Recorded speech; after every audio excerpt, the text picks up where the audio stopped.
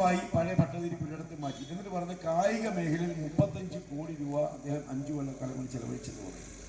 അപ്പൊ ഇതുപോലുള്ള കള്ളക്കണക്കുകളുമായിട്ട് 2000 കോടി, ഇതെല്ലാം കൂടെ കൂട്ടിയാൽ 2000 കോടി വരുമെന്ന് അറിയത്തില്ല. ഞാൻ കാൽക്കുലേറ്റർ എടുത്തൊന്ന് കൂട്ടാം. 710 350 കൂടെ 1000 വരും, പിന്നെ 250, എല്ലാം കൂടെ 2000 കോടി രൂപ അദ്ദേഹം 60 മാസം കൊണ്ട് ഇവിടെ കൊണ്ടുവന്നു. അപ്പൊ 2000 ഭാഗം 60 എന്ന് പറയുമ്പോൾ എത്ര വരും? പക്ഷേ ഒരു മാസം എത്ര കോടി രൂപ ഈ തെരഞ്ഞെടുപ്പ് കൊണ്ടുവന്നിട്ടുണ്ട്? ഒരു വികസനവുമില്ല. ആലപ്പുഴയുടെ അവസ്ഥ എന്ന് പറയുന്നത് വളരെ ദയനീയമായി കൊണ്ടിരിക്കുകയാണ്. നമ്മുടെ നാട്ടിലെ കയർ ഫാക്ടറികൾ, ആലപ്പുഴ എന്ന് പറയുന്നത് കയറിന്റെ മണ്ണാണ്. പ്രധാന കയർ കയറ്റുമതി സ്ഥാപനങ്ങളെല്ലാം തന്നെ ആലപ്പുഴയിൽ നിന്നും തമിഴ്നാട്ടിലേക്ക് പരിശീലനപ്പെട്ടുകൊണ്ടിരിക്കുന്നു. കയർ മേഖലയിൽ കഴിഞ്ഞ 10 കൊല്ലമായി സമരമില്ല. എന്താ കാര്യം എന്ന് വെച്ചാൽ CPM ഭരിക്കുന്നതുകൊണ്ട് സമരമില്ല.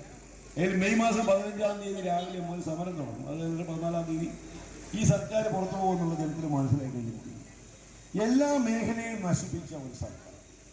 ഞാൻ ദീർഘമായി സംസാരിക്കുന്നു, നിരവധി നേതാക്കൾ പറയുന്നു. ഇവിടെ അദ്ദേഹം ആ ബോർഡിൽ കാണിച്ച കാര്യങ്ങൾ മാത്രം എടുത്താൽ വിദ്യാഭ്യാസം, ഇതുപോലെ വിദ്യാഭ്യാസ തകർച്ച ഉണ്ടായിട്ടുള്ള ഒരു കാലയളവ് ഉണ്ടായിട്ടില്ല, കേരളത്തിലെ ചരിത്രത്തിൽ ഉണ്ടായിട്ടില്ല. കുട്ടികൾ കേരളത്തിലെ സർക്കാർ എയ്ഡഡ് കോളേജുകളിൽ പഠിക്കാൻ കേരളത്തിലെ വിദ്യാർത്ഥികൾ തയ്യാറാവുന്നില്ല. ഉന്നത വിദ്യാഭ്യാസ രംഗത്ത് ഒരു സ്ഥാപനമെങ്കിലും കൊണ്ടുവരാനായിട്ട് ഈ 10 കൊല്ലക്കാലം കൊണ്ട് പിണറായി വിജയനെ കൊണ്ട് സാധിച്ചിട്ടില്ല.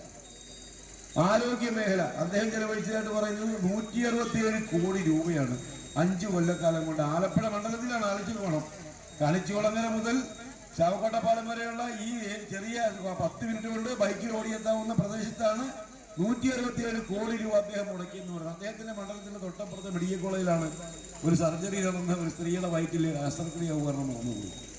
ആരോഗ്യ രംഗത്ത് എന്താണ് 5 കൊല്ലക്കാലം കൊണ്ട് കിടഞ്ഞ 167 കോടി രൂപ?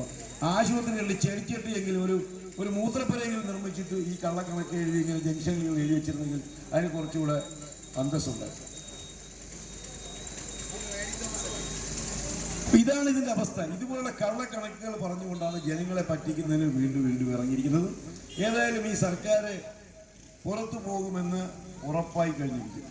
ആലപ്പുഴയെ സംബന്ധിച്ചിടത്തോളം നമുക്ക് ഇതിൽ നിന്നൊരു മോചനം ഉണ്ടാകണം. ഐക്യ ജനാധിപത്യ മുന്നണിയുടെ ഒരു സർക്കാർ കേരളത്തിൽ അധികാരത്തിൽ വരുമ്പോൾ അതിന്റെ ഭാഗമായി നിൽക്കുന്ന ഒരു MLA ആലപ്പുഴ മണ്ഡലത്തിൽ നിന്ന് ഉണ്ടാകുക എന്ന് പറഞ്ഞാൽ ആലപ്പുഴ മണ്ഡലം കഴിഞ്ഞ 10 വർഷക്കാലമായി അനുഭവിക്കുന്ന ആ വികസന മുരടിപ്പിന് നമുക്കൊരു പരിഹാരം ഉണ്ടാവണം. അതിന് നമ്മുടെ സ്ഥാനാർത്ഥിയായി മത്സരിക്കുന്നത് ചുറുചുറുക്കുള്ള ഒരു ചെറുപ്പക്കാരനെയാണ് ഇന്ത്യൻ നാഷണൽ കോൺഗ്രസ് പാർട്ടി ഇവിടെ സ്ഥാനാർത്ഥിയായി തീരുമാനിച്ചിരിക്കുന്നത്. ഒരു ദിവസം മാനത്ത് നിന്ന് പൊട്ടി വീണ ഒരു പയ്യനല്ല. വളരെ ചെറുപ്പത്തിലെ തന്നെ ജനകീയ പ്രശ്നങ്ങൾ ഏറ്റെടുത്തുകൊണ്ട് KSUവിൻ്റെ ഒരു കോളേജ് ഭാരവാഹിയായി തുടങ്ങി ഇപ്പോൾ ജില്ലാ പ്രസിഡന്റായി പ്രവർത്തിക്കുന്ന 30 വയസ്സ് മാത്രമുള്ള മിടുമിടുക്കനായ ഒരു ചെറുപ്പക്കാരനെയാണ് സ്ഥാനാർത്ഥിയായി കണ്ടെത്തിയിരിക്കുന്നത്. നമുക്കറിയാം അദ്ദേഹത്തിന് മർദ്ദനമേറ്റ സംഭവം. മർദ്ദനമെന്നല്ല, കൊലപാതക ശ്രമമാണ്. മർദ്ദനമെന്ന് പറയാൻ പറ്റില്ല. മർദ്ദനമെന്ന് പറഞ്ഞാൽ തലയോട്ടി അടിച്ചു പൊട്ടിക്കുന്നതിന് മർദ്ദനമെന്ന് പറയാൻ പറ്റില്ല.